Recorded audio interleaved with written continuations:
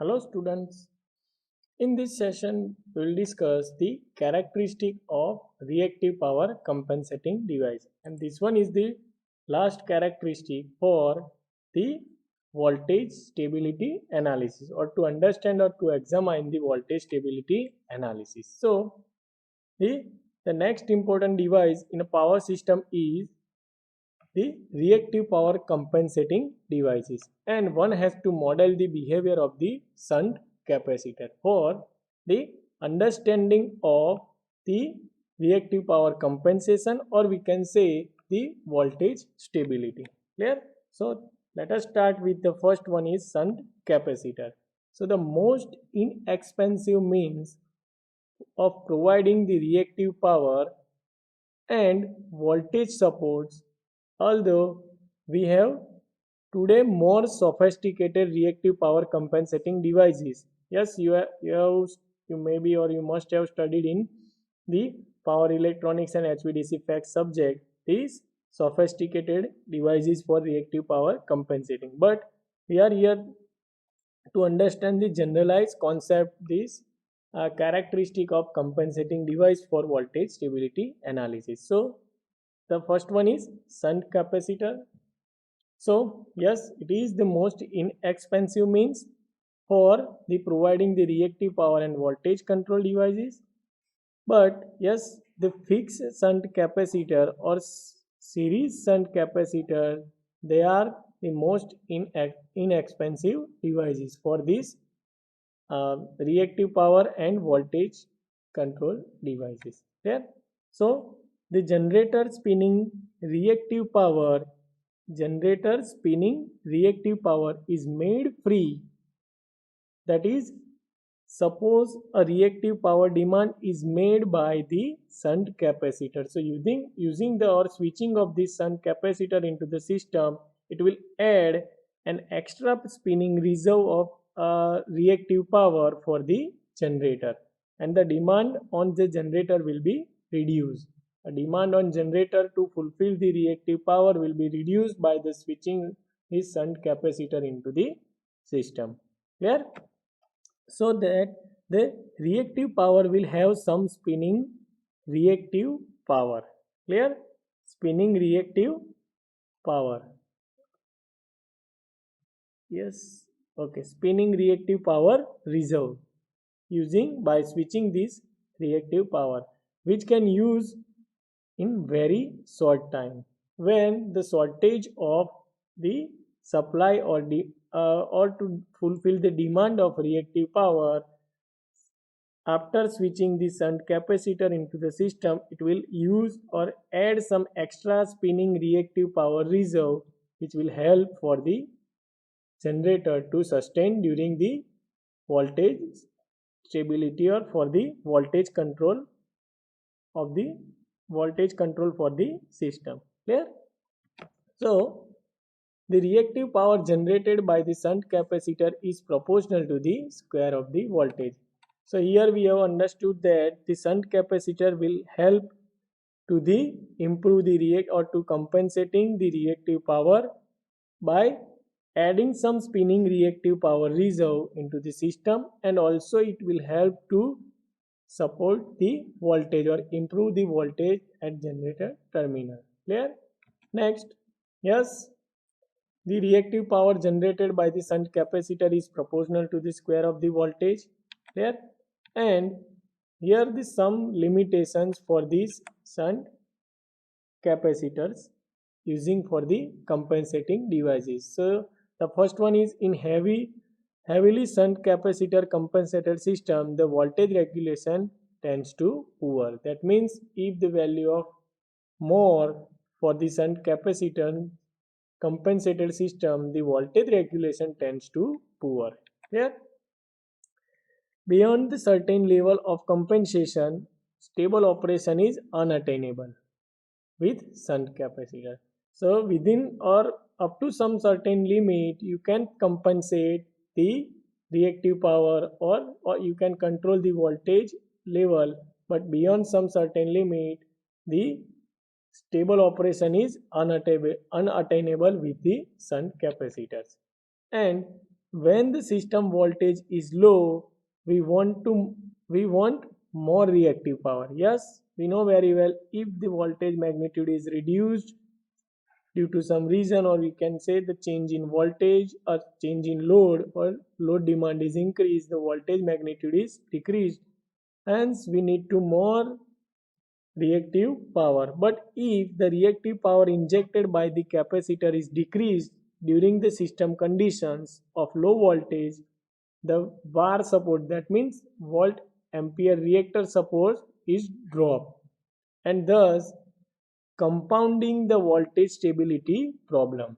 That means up to certain limit, using this shunt capacitor, you can improve or provide the reactive power injection into the system. But beyond for the for such system where the voltage is low, you cannot improve the voltage stability problem using this shunt capacitor compensation devices. Clear?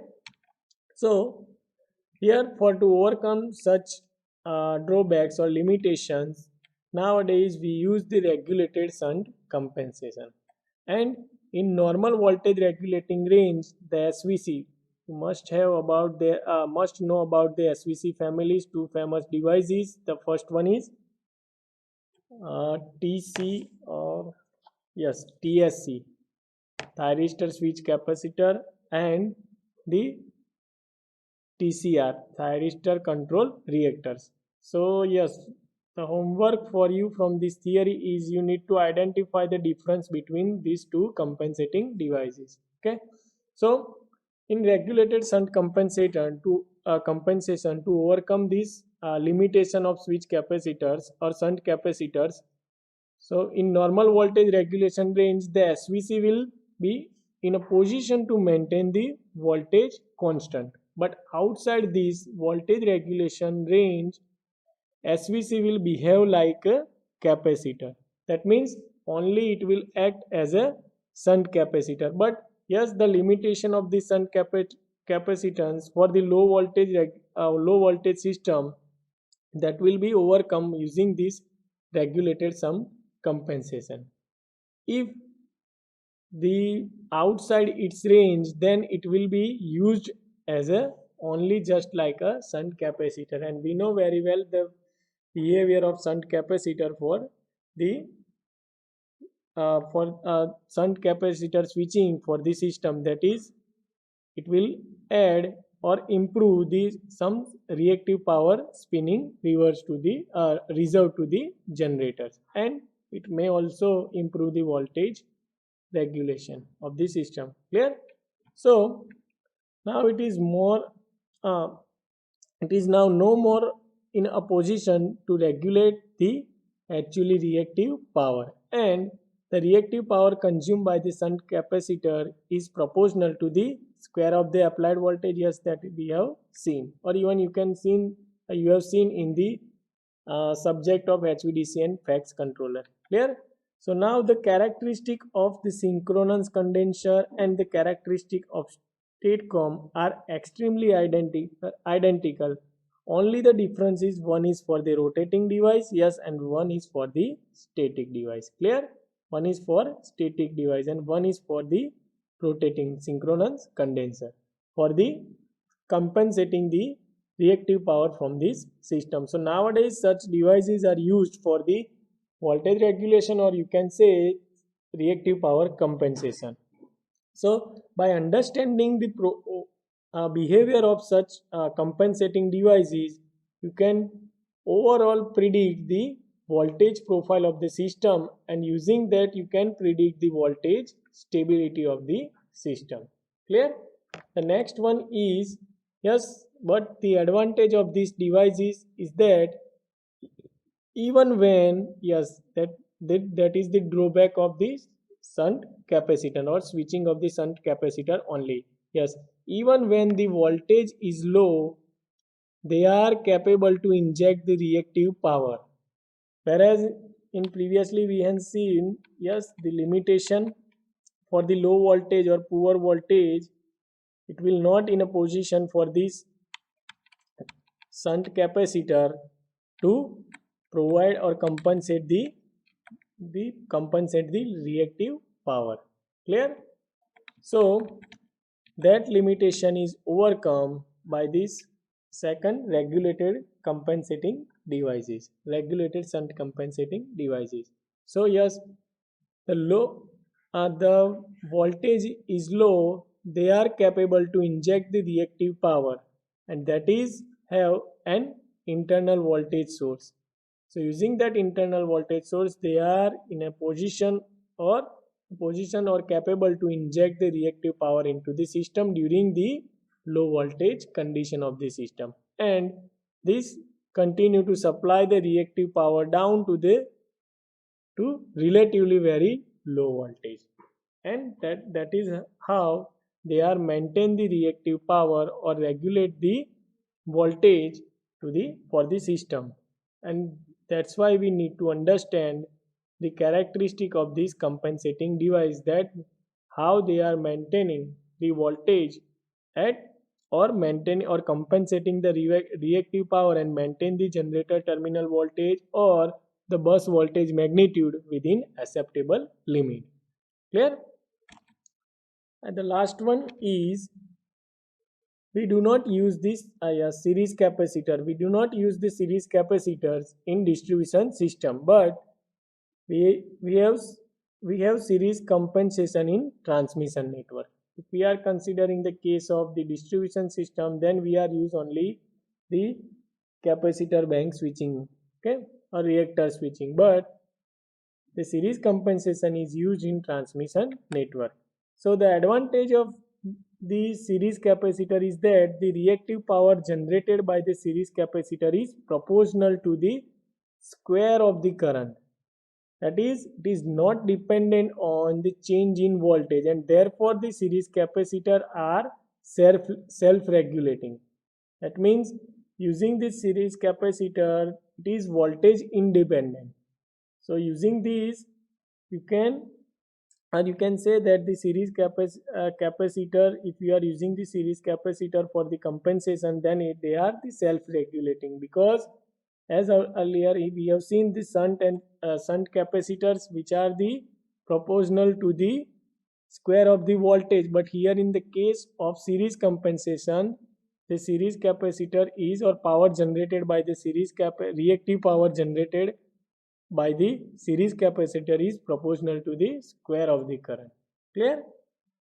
So the reactive power is supplied by the series capacitor is proportional to the S square of the line current, and it is independent of the bus voltage. Clear? So overall, you need to understand for the voltage stability analysis all these four characteristics that we have discussed throughout this 4 to 3 session. We have first started with the transmission system characteristic, first started with the transmission line characteristic or system characteristic. Then the second one is, we have seen the generator characteristic, where we have discussed the behavior of the generator with yes, AVR and without AVR. That means when the generator is working with the regulated one and when it is operated at constant voltage source. The third one, we have seen the load characteristic, where we have discussed about we need to consider the composite characteristic. Clear? In load characteristic, we have considered the composite characteristic. That means we need to understand the voltage control device characteristic, we need to understand the power flow under different condition, and the third one is behavior of the load, that means static load or dynamic load, and the last one is characteristic of compensating devices, that means series compensation, shunt compensation, both we need to understand for the voltage stability analysis. And after examining all the four characteristics, we can come to the conclusion for the voltage stability problem for that particular network or system. Clear? I hope you have understood the voltage stability and four different characteristics which are used for the understanding for voltage stability analysis. In next session we will see the voltage collapse. Clear? That is what is voltage collapse and how we can prevent the voltage collapse for this power system. I hope you are clear up to this. In next session we will discuss this voltage collapse. If you have any doubt, you can directly contact me or call me. Okay.